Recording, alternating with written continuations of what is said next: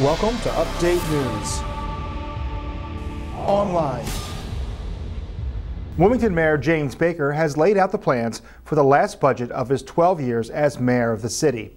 In an address to the members of City Council, Baker's fiscal year 2013 budget calls for no property tax increase and no employee layoffs.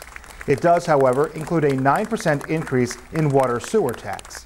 Let me begin by announcing that this budget does not add any city employees to the unemployment rolls. As you know, I am not a fan of layoffs, and I have tried to avoid them when I could throughout my tenure as mayor.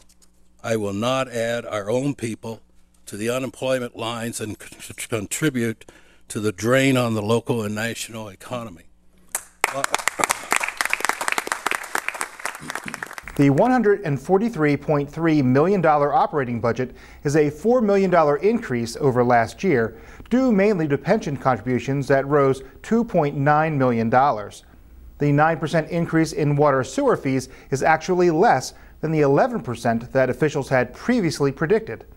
A projected $5.5 million deficit has been cut to $2.75 million, which the mayor hopes to erase using money from previous budget surpluses.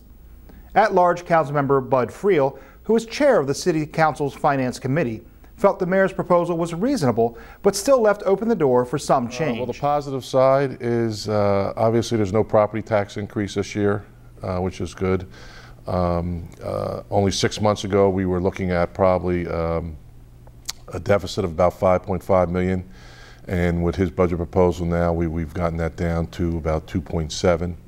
So if you want to say a deficit is positive, you know, it is less than what it was 6 months ago, so we have made some progress. The negatives from my standpoint are, you know, we are using our budget reserves to balance this budget. We have never done that before, but we are using some of our unassigned reserves. We still have our rainy day fund. We are not touching that, but that's a first for us.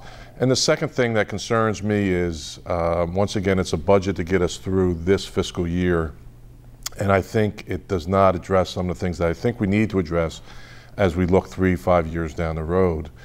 In our 5-year projections, the mayor has suggested, of course he will no longer be here, that the next mayor will have to have a property tax increase next year. And a sizable one. We'd be looking at around 15%.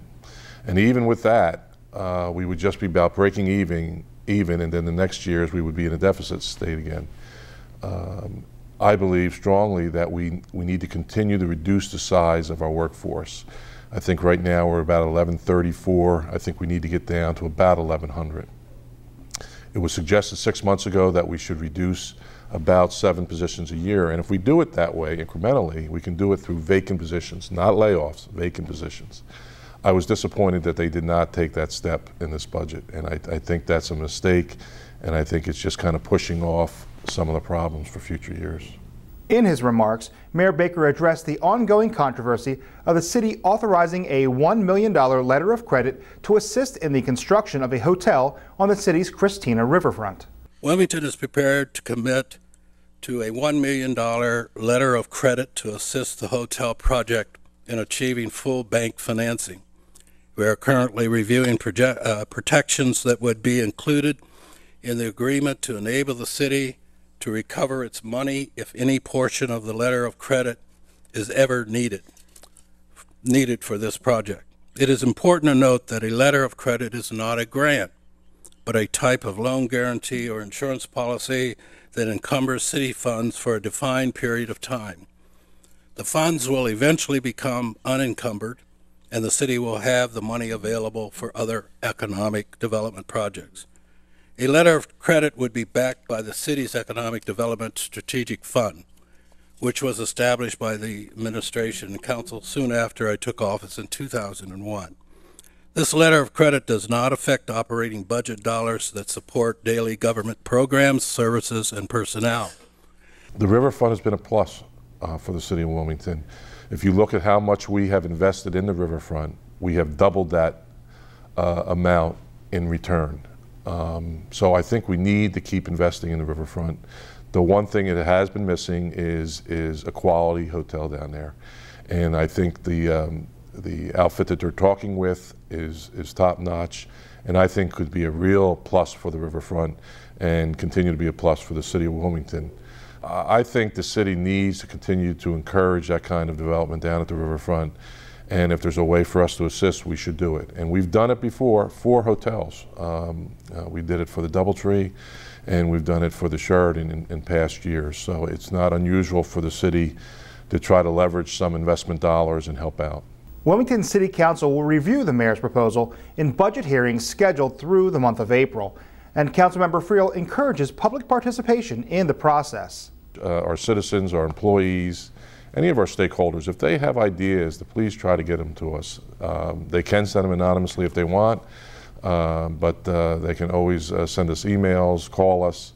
I'm always looking for suggestions and ideas on how we can do a better job and, as I said, be more efficient and effective as a city in delivering services. The city's budget hearings are open to the public and will be held in the council chambers of the Lewis L. Redding City-County Building on French Street. All of the meetings will be televised live here on Channel 22 and on our website, WITN22.org. This is Update News.